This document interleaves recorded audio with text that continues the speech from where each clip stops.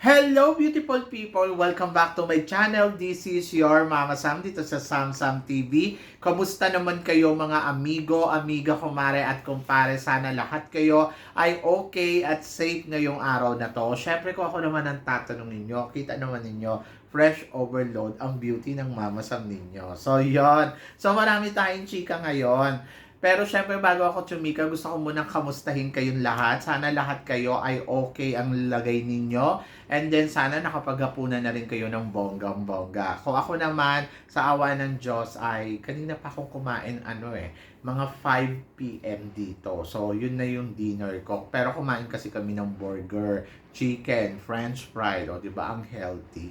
Nakakaloka. Sabi ko nga gusto ko nga kumain ng gulay kasi parang feeling ko kulang ako sa gulay.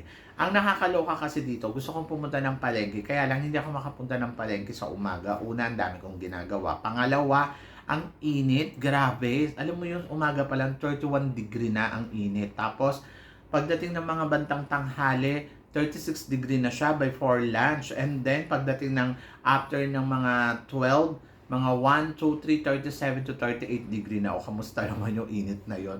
Ewan ko sa'yo. So, kamusta naman yung mga gulay? Siguro nalanta na talaga sila ng tuluyan, di ba? So, nakakaloka. Sabi ko sa'yo sa umaga, naglalakad ako dyan. Grabe na yung pawis ko. Kaya hindi rin ako makapag-exercise kasi tinatamad ako. Pupunta ka ng gym, mag-exercise ka. Pupuksan mo naman yung mga aircon. Tapos pagpapawisan ka, di pulmonya lang yung labas mo.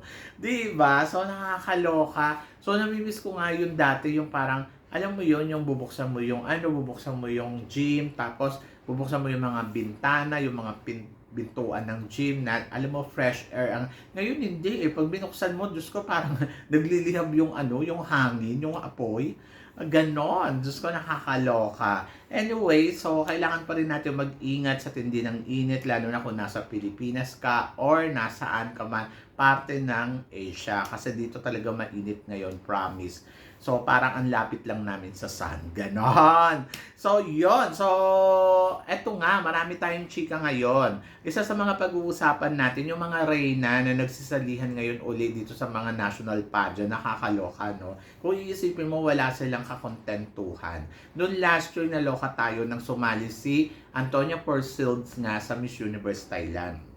Marami nagsasabi noon na, reyna ka na bakit ka pa sumali? Ganun talaga yung pambabas sa kanya. Pero ako, sa totoo lang, gusto ko siyang sumali noon uli sa Miss Universe Thailand kasi parang feeling ko, kung ito yung isasali nila, parang mananalo. Tapos alam mo yun, yung kukuha talaga siya ng corona. Pero, siguro parang sobrang late lang kasi siguro kung nung una-una talaga, ayun talaga, grabe talaga yung ganda na meron siya. And then, ang natutunan ko doon, underestimate talaga yung mga nagiging reyna na nasasali ulit. Talagang nananalo talaga sila. And then, ayun, nakakalungkot man isipin, pero nauwi siya sa first runner-up. So, hindi niya nakuha yung title. At eto, so ngayon, another, reyna na naman ng supranational ang magbabakasakali naman sa Miss Paraguay. Siya yung kauna-unahan na naging Miss Supranational, ang Miss Paraguay dito sa Supranational. And then, ayun nga, si Estefania sasali uli sa isang beauty pageant, at ito nga yung national pageant ng Paraguay. Imagine mo, title holder sa supranational uli. Kamusta naman? O diba? Hindi na panalo ni Antonia ang supranational, so baka naman daw siya. Anyway, nakakatuwa kasi syempre another challenge na naman to sa isang supranational queen. And then tignan natin kung siya ang mananalo ng Miss Paraguay. For sure, kasi ang ganda ng transformation niya Ngayon, ang nakakaloka dito, syempre, ang dami ngayon nagsisisalihan. Katulad na lang na si Miss Earth, di ba? Sumali sa Miss Ecuador, so wala pa tayong resulta doon. And then, eto naman sa Miss Dominican Republic, meron din. Grabe din ang eksena. And then, sa Miss Peru, meron din. So, ito ngayon ang nagpupush lalo kay Atisa Manalo na siya ang ipanalo ng Miss Universe Philippines. Bakit ko nasasabi yan? Siyempre, bilang laro, makikipaglaro ka na din sa mga reyna to reyna talaga. At isa sa mga maganda ang profile dyan, siyempre, si Miss Taguig, si Miss Quezon Province. So, ganun talaga sa ayaw at sa gusto mo, parang eto talaga, dinadala sila ng panahon dito. And then, I think the more na naglalabasan tong mga queens na to, the more na talagang lumalaki yung chance ni Atisa Manalong makuha ang corona ng Miss Universe Philippines. Do you agree? Kasi di ba iisipin mo, paano kung ang ilaban ng Paraguay, etong nanalong Miss Supranational? Paano kung ang ilaban ng Peru, yung second runner-up sa Miss International? Paano kung ipananalo ng Dominican Republic yung fourth runner-up sa Miss International? Di dapat ipanalo din natin yung first runner-up sa Miss International para magkaalaman talaga sa mga naging reyna na to or ng mga naging runners-up na to kung sino ang tunay na kadapat-dapat talaga sa Miss Universe. Pero minsan kung iisipin mo, nakakalungkot no? Kasi parang title holder na sila or naging runners-up na sila. So talagang ipupush pa nila yung sarili nila. Pero paano naman daw yung iba na parang hindi na daw nabibigyan ng chance? Ganun talaga. That is a beauty pageant game. So kung gusto mo talagang ma-maintain talaga yung laban mo para sa Miss Universe, di lalo na sa atin kasi di ba? Imagine mo kung makaka-top 5 dyan, parang free yata yung franchise fee. O, di ba? So, why not? So, syempre, kukuha ka talaga ng malakas. Susugal ka talaga doon sa mga laro ngayon dito sa tawag dito sa national pageant ng mga reyna to reyna. So, yon. So, ako, ewan ko, good luck syempre kay Miss Supranational. So, tignan natin kung kaya niya bang umariba talaga sa Miss Paraguay, di ba? And then, nakita ko yung transformation niya. Grabe, ang ganda ng itsura Mas parang kumabog siya ngayon. Mas beautiful talaga siya more than noong supranational day niya. And then, tignan natin kung ano yung may offer. Diba? Tignan natin kung kaya bang kumabog. And then, yung sa Miss Peru, ayun yung inaabangan ko kasi medyo talagang matindi talaga yon. Medyo iba din yon. So, parang feeling ko kaya nun ipanalo talaga yung Miss Peru.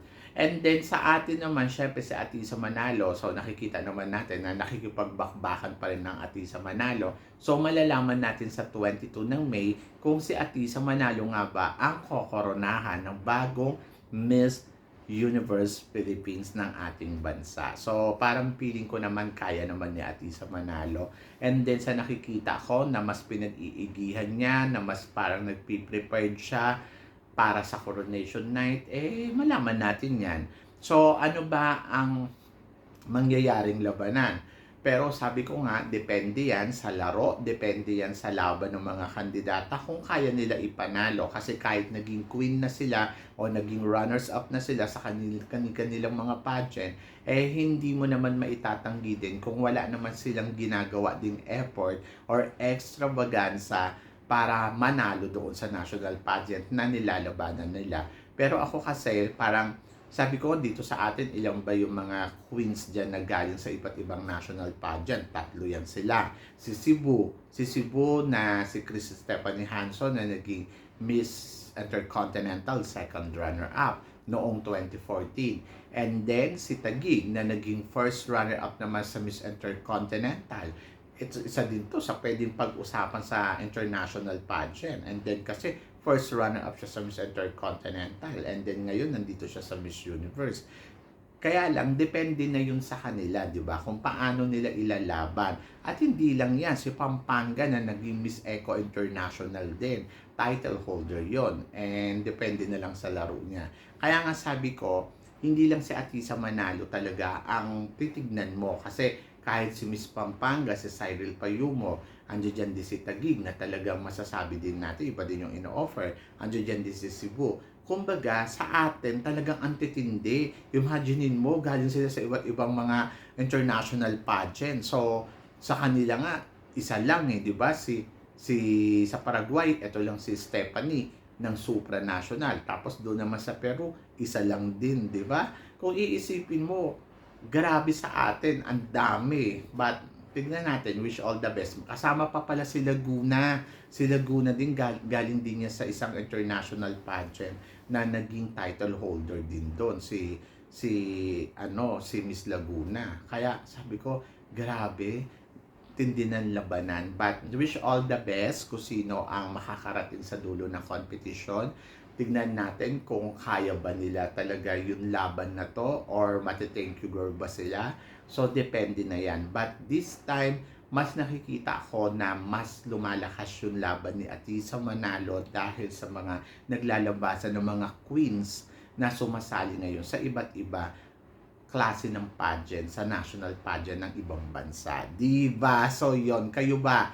Ano ba ang tingin ninyo dito sa lumalaban ngayon na supranational noong 2015? Tingin ninyo makakuha niya kaya ang corona ng Miss Universe Paraguay? Tingin mo makakalaban kaya niya si Atisa Manalo? So comment below para at least malaman ko naman kung ano naman ang chika mo dito sa mga pinag-uusapan natin ngayon. So yon. So guys, maraming salamat syempre sa inyong lahat sa walang sawang suporta na ibinibigay ninyo dito sa channel ko. At syempre sa mga hindi pa po nakaka-subscribe dyan, please don't forget to click like and subscribe my channel at i-click na rin po ninyo ang notification bell para lagi kayong updated syempre sa aking mga chika. Sabi ng ganon, always keep smiling and always think positive.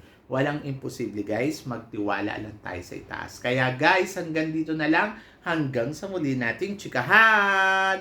See you tomorrow. Thank you guys. Kapon kap.